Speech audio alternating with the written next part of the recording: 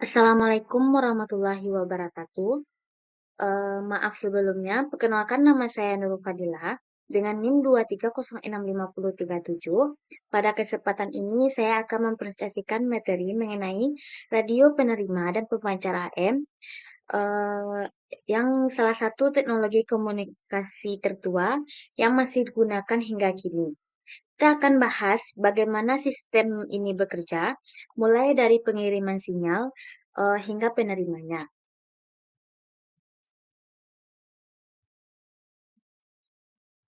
Slide yang pertama ada kita akan membahas apa itu radio.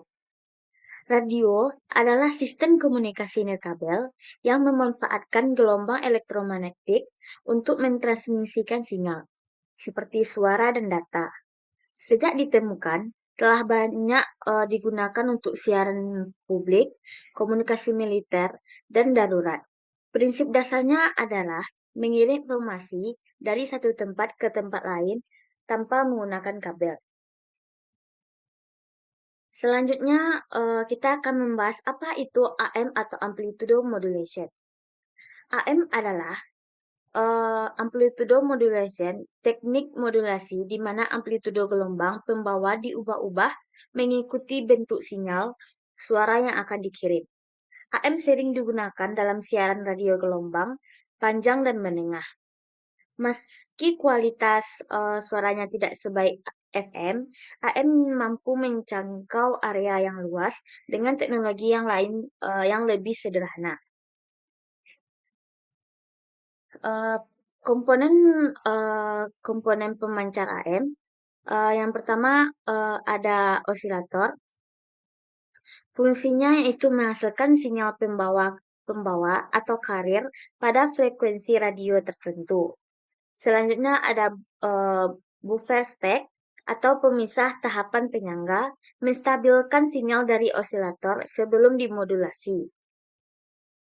Selanjutnya ada modulator AM. Fungsinya menggabungkan sinyal audio atau informasi dengan sinyal carrier dari osilator menggunakan teknik modulasi amplitudo atau AM.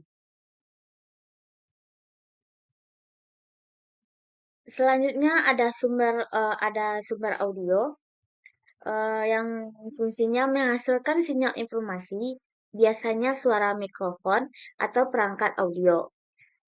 Yang selanjutnya ada penguat AF,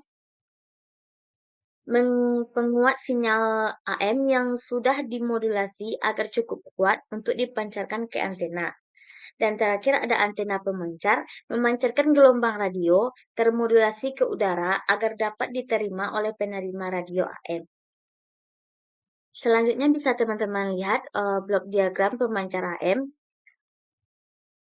yaitu sinyal audio dari mikrofon atau alat lain dikirim ke penguat AF untuk diperkuat. Osilator menghasilkan sinyal pembawa, buffer stack menjaga sinyal carrier tetap stabil. Di modulator AM, sinyal audio dan carrier digabung menghasilkan sinyal AM. Sinyal AM diperkuat oleh penguat RF dan antena memancarkan sinyal tersebut ke udara dalam bentuk gelombang radio. Selanjutnya kita akan membahas komponen penerima AM. Yang pertama ada antena. Fungsinya menangkap sinyal AM dari udara atau gelombang radio yang dipancarkan.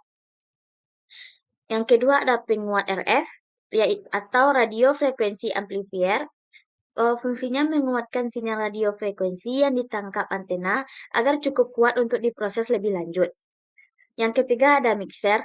Fungsinya mencampurkan sinyal RF yang diterima dengan sinyal dari osilator lokal untuk menghasilkan sinyal baru pada frekuensi menengah atau IF. Yang keempat ada osilator lokal atau OSC. Fungsinya menghasilkan sinyal frekuensi tetap, biasanya berbeda sekitar 455 kHz dari sinyal RF. Selanjutnya ada penguat IF, Intermediate Frequency Amplifier. Fungsinya menguatkan sinyal IF hasil mixer. Yang keenam ada detektor atau demulator AM, mengambil sinyal audio dari sinyal AM atau menghapus carrier. Yang ketujuh ada penguat audio. Fungsinya menguatkan sinyal audio dari detektor agar cukup kuat untuk menggerakkan loudspeaker. Yang terakhir adalah loudspeaker mengubah sinyal audio menjadi suara yang bisa didengar oleh manusia. Dan bisa teman-teman lihat blok diagram penerima AM. Ada antena menangkap sinyal AM dari udara. Selanjutnya sinyal diperkuat oleh penguat RF. Mixer mencampur RF dengan sinyal dari osilator lokal, menghasilkan sinyal IF. Selanjutnya ada penguat IF, menguatkan sinyal IF. Detektor memisahkan sinyal audio dari sinyal AM. Penguat audio meningkatkan sinyal audio tersebut, dan loudspeaker menghasilkan suara dari sinyal audio.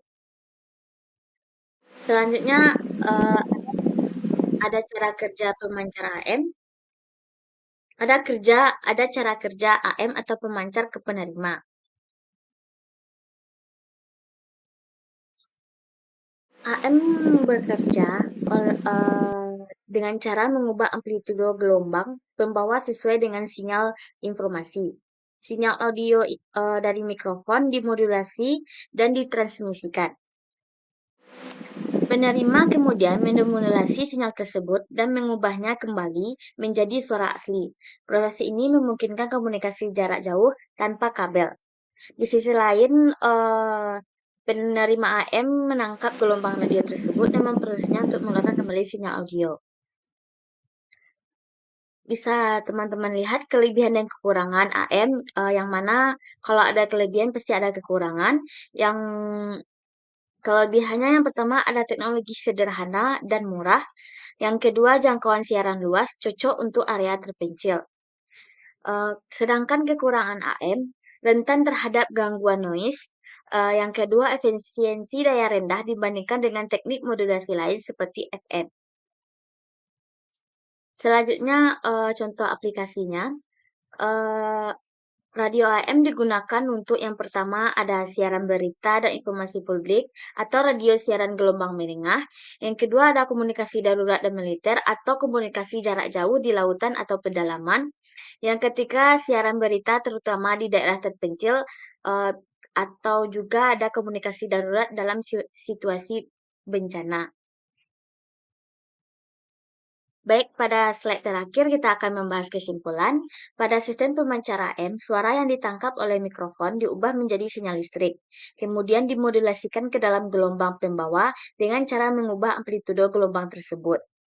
Setelah dimodulasi sinyal, diperkuat dan dipancarkan ke udara melalui antena.